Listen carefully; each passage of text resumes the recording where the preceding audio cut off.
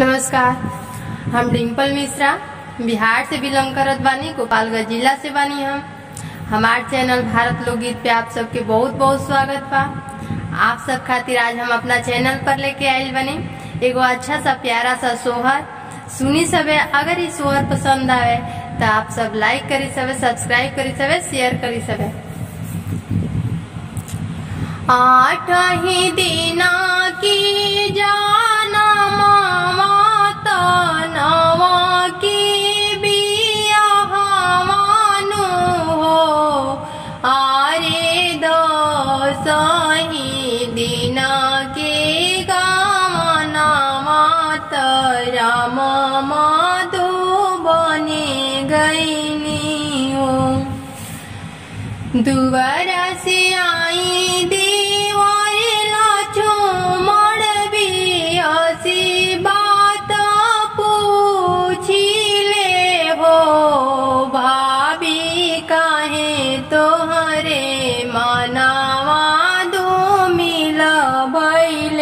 उठावा झुराई गईले हो।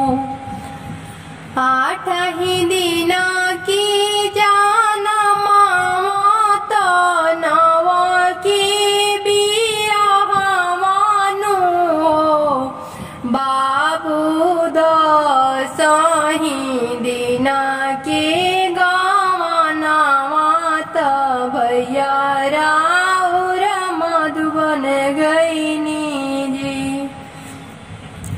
खोला भाभिया ग्रा चुंदरिया तो पहिरा लुगरिया नो हो, भाभी धरा नाहेलिनिया के बेसत भैया भेटिया वहू हो।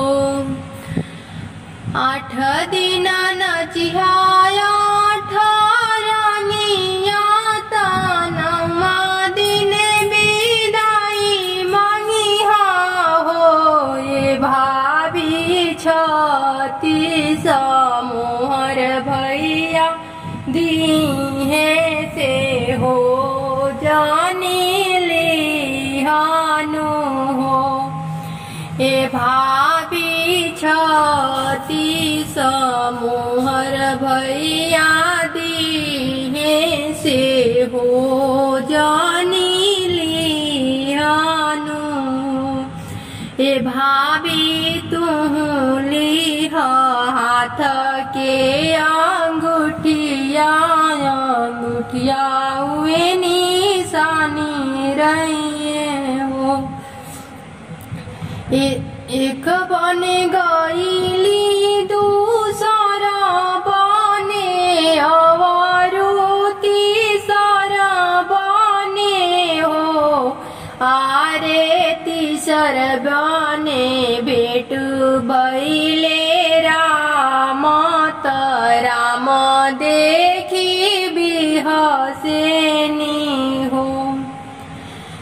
8 दिना नचलिया ठारंगिया तो नवा के बिदैया मंगली हो, आरे 36 मोहर भैया दिले से हो, नाई ले लीनी हो। आरे 36 मोहर राम जी दिले से हो, नाही ले लेनो हो। आरे हम लेबो हाथ के अंगूठिया अंगूठिया हुए निशानी रहिए हो। 1 मास बीताले दूसरा मास अवारू तीसरा मास हो, आरे 9वें मास जनम ले लवत औरू बबुआ कुश गजन में हो।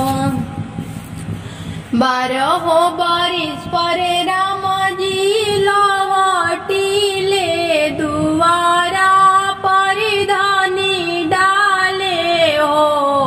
आरे आमा बोलाई वेद पूछिले धनिया कौने रंग हो।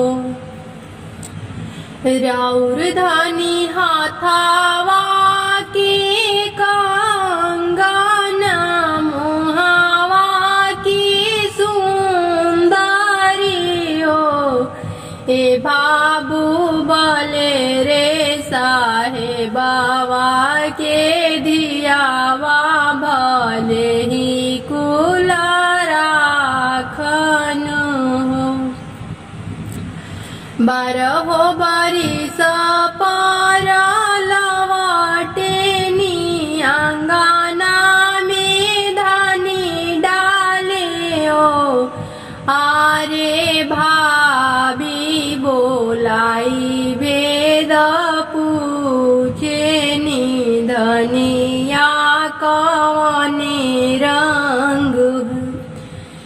राउर धनी हाथावा के शंकर मोहावा के सुंदरी हो।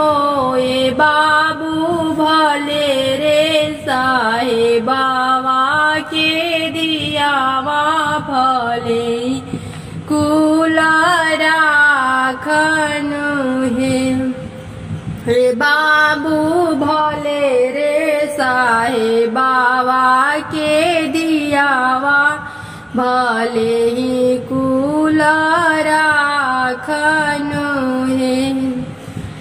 एक मासे बीतले दूसरा मासे अवरु तीसरा मासे हो। आरे नवे मासे होरिला जनमले माले उठे सोहरियो।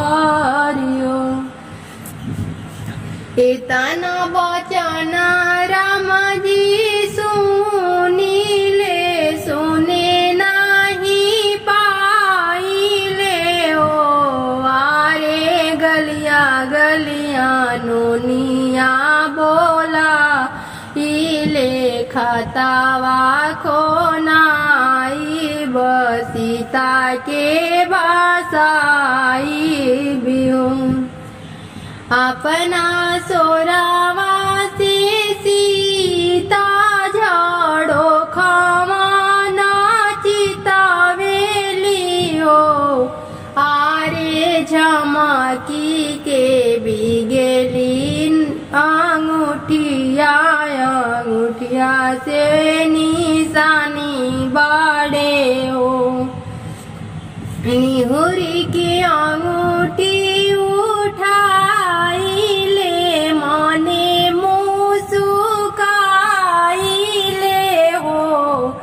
आरे 12 बरिस के तिरियावा तिरिया कितना छल जा